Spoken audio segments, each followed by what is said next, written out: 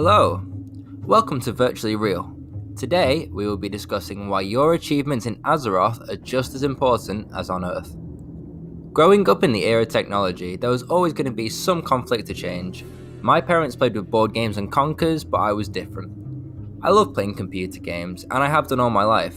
People offered me to go outside, but most of the time, I'd rather sit in my comfy chair and defeat my enemies on a 240p resolution square monitor. Like some of you did, I hope. There have been a lot of negative connotations of video games. We hear stories about 12-year-old children who just want to shoot a gun like they do on GTA. But people rarely discuss the positives that you can gain from joining the online gaming world. I am here to give you a fresh perspective on why gaming is good for you. So without further ado, let's explore.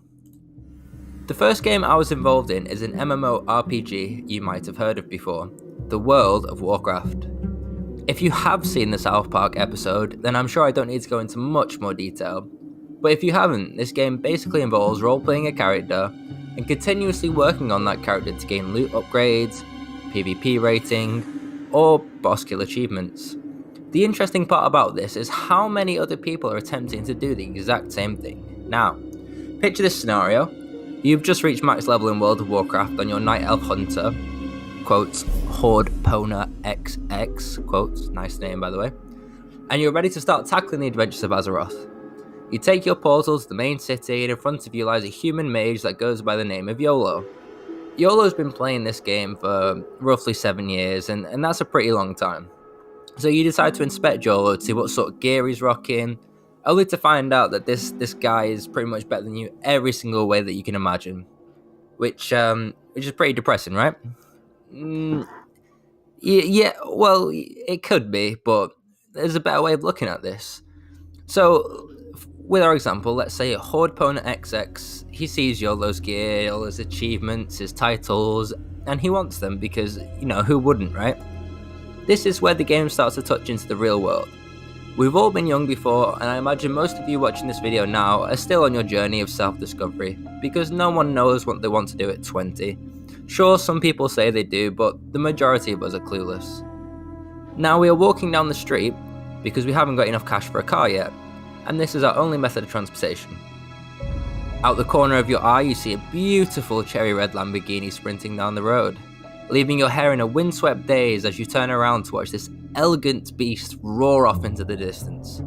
And you want that car, right? I want that car. There's a nice car. Does that sound familiar? Well, what we've just experienced is what Horde Pona XX experienced in the previous scenario. So what effect does this have on us? Well, there is a journey that starts to take place here, and unfortunately, it's not a journey that everyone gets to complete. You start by observing someone else's valuables, and because you don't own them, but you want to, you end up with the greenest of emotions flowing through your head, which is envy. And what comes after envy?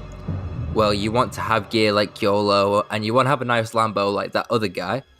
So this means you've taken the mental shift from envy to desire. Desire is a very strong feeling. When you have a goal to work to, you thrive in your everyday tasks. Because every hour at work or every dungeon you clear brings you one step closer to that thing you have sought after, motivating us to continue on our path to happiness. We'll skip forward a few years and, well, in theory, possession comes next. But this is the part of the journey we won't all complete. You want to know how this guy got his Lamborghini? Well, 9 times out of 10 he worked his ass off to go buy it for himself. And you want to know how YOLO got his gear? I can tell you for a fact he worked his ass off killing bosses and rolling the dice. Not all of us are motivated by seeing a nice shiny car, but those of us who aren't are probably more interested in YOLO's gear. And this is how we learn a valuable life lesson through a virtual video game. The step of this journey you'll struggle with the most, of course, is the transition from desire to possession. You want to know why this is the hardest part? Because there is a little obstacle in the middle of these two stages, and it's called the grind. Every single one of you out there who's played World of Warcraft for more than 24 hours will be no stranger to the grind. The grind is the hurdle that you have to jump over time and time again to reach the finish line. The grind is the boring 9-to-5 job you've been stuck with for 10 years, saving pennies every month, slowly bringing you closer to that Lambo you've always dreamed of. But Chris, there has to be another way. I want all this cool shit, but I don't want to devote my time to achieving it. And what's the alternative? The short answer is there isn't one. Now, you can make a ticket to Blizzard Entertainment detailing why it is that you deserve what YOLO has, and are probably more skilled than YOLO could ever be, but that's not going to get you anywhere. You can write a strongly worded email to the richest man alive and explain to him why you deserve the money to go buy a Lambo and why he should give it to you, but again, probably not going to work. And even if it did, would you feel the same satisfaction as those who have worked for what they have? Again, short answer is no. Material possessions have a subjective value that we as the observer of the object will place upon the object.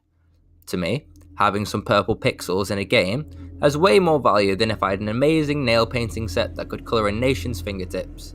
The phrase, beauty is in the eye of the beholder, comes to mind here. And another good example is collectors.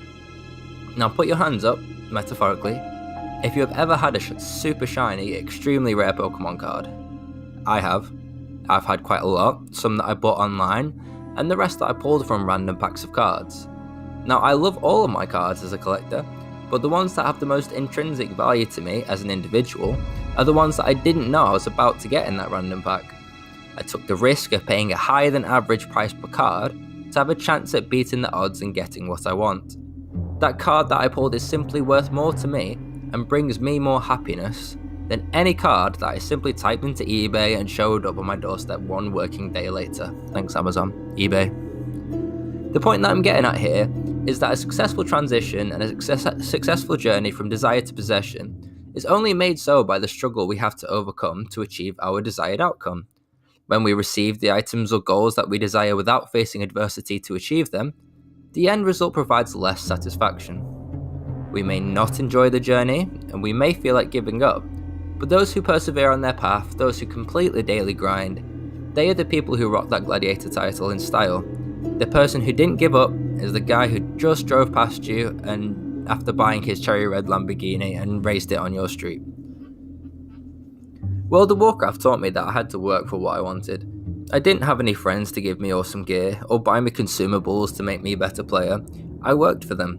Whenever I log into that game and I reflect on all those achievement points I earned, all those mounts and titles I have on my character page, I remember how much time I invested trying over and over again to get them. I remember researching my optimal build path and simulating my character's damage countless times until I was able to overpower my competition and sit on top of that golden, again metaphorical, throne. I struggled through the grind and the results were worth more than the average value of what I achieved. Because I struggled, I persevered, and I succeeded. We are all unique and we all have different hopes, dreams, and goals. And whatever cherry sits at the top of your mountain, whoever makes you full to capacity with envy, and whenever you feel like you want to quit the grind, remember, you are in control of your own destiny. You have the ability to conquer the grind. Will you be able to say at the end of it all that you overcame YOLO? Or will you remain the naive Horde Opponent XX for the rest of your life in the World of Warcraft?